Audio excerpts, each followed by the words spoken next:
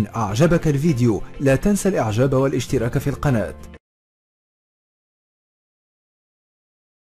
بسم الله الرحمن الرحيم. السلام عليكم ورحمة الله وبركاته. أهلا وسهلا بحضراتكم في قناة سؤال وجواب لتكنولوجيا المعلومات والسيارات. معكم أحمد المصري.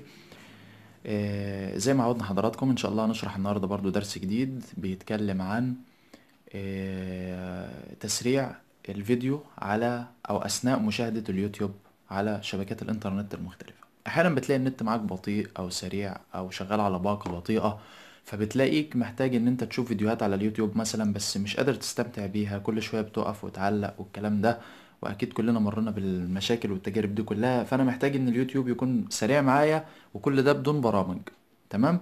ازاي يكون اليوتيوب او مشاهدة اليوتيوب سريعة بدون اي برامج وبدون اي برامج وسيطة يعني؟ تمام. الحكاية بسيطة جدا. أثناء مشاهدة الفيديو هتعمل اللي احنا هنتكلم عنه دلوقتي. خلاص، تابع معايا. بتدخل على اليوتيوب عادي. تمام. وعلى سبيل المثال انت مثلا هتشغل مثلا، على سبيل المثال هنختار اي فيديو مثلا، يعني هنختار مثلا الفيديو ده. تمام. هنختار الفيديو ده. طيب، الفيديو هو شغال.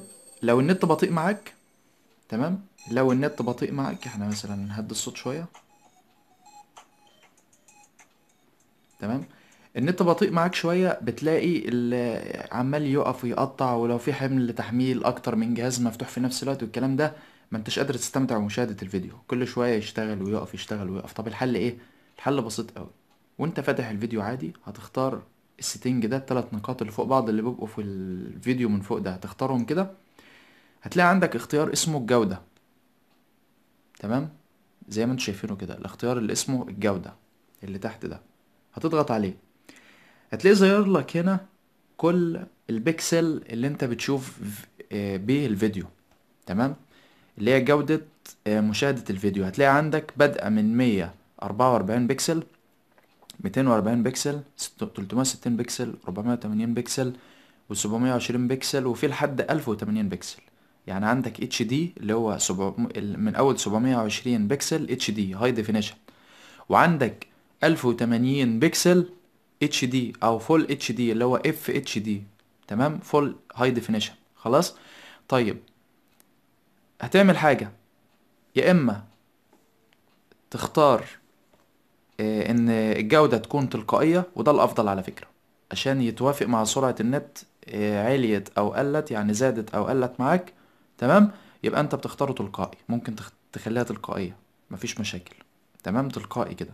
طيب، ممكن تخليها مثلا، خليك انت مثلا في الافتراضي من 360 ل 240. لو عايز، لو النت قاطع معاك تماما او بطيء، يعني بطيء جدا، مش هيسعفك يعني، ممكن تخليها مثلا 144. بس هتلاقي جودة الفيديو بقت تعبانة معاك، ما بقتش واضحة. خلاص، زي ما انت شايف كده، شوف هتلاقي جودة الفيديو قلت جدا كمان. تمام. طيب انا عايز جودة الفيديو تعلى شوية، ممكن اخليه مثلا 240 بكسل وهكذا. شايف؟ تبدأ الجودة تعلى معاك واحدة واحدة وهكذا. طيب لو خليته تلقائي، شوف هنا بقى بيبدأ يظبط نفسه تلقائيا مع مشاهدة الفيديو. شايف؟ ما شاء الله كده، ايه، حسب سرعة النت معاك، تلقائي بيظبط نفسه تلقائي. شوف لو خليناها مثلا 720 بكسل، شوف ايه اللي بيحصل. 720 بكسل، لو تلاحظ هنا الشريط الابيض ده قل. شايف؟ يعني شبه منعدم تقريبا. لو في جهازين ثلاثة مفتوحين يوتيوب هتلاقي النت بدأ يقف معاك فعلا. تمام. شوف هنا اول ما نقلل البكسل، شوف ايه اللي بيحصل.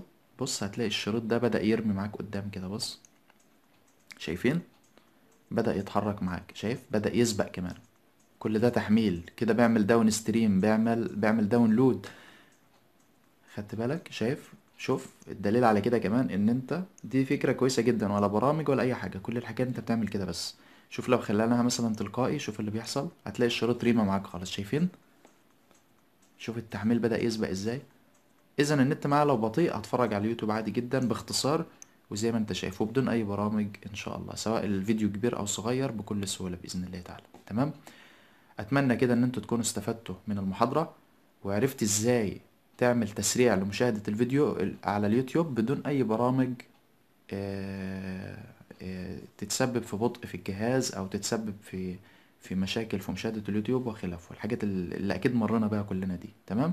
يبقى انت كده عرفت ازاي تعمل تسريع لليوتيوب بدون برامج. تحياتنا ليكم. وما تنساش تعمل سبسكرايب اسفل الفيديو للقناة عشان يوصلك كل جديد ان شاء الله، وتعمل مشاركة وتعليق عشان تستفيد ويستفيد غيرك. ما تنسناش من صالح الدعوات. تحياتنا ليكم، قناة سؤال وجواب لتكنولوجيا المعلومات والسيارات. والسلام عليكم ورحمة الله وبركاته، في أمان الله.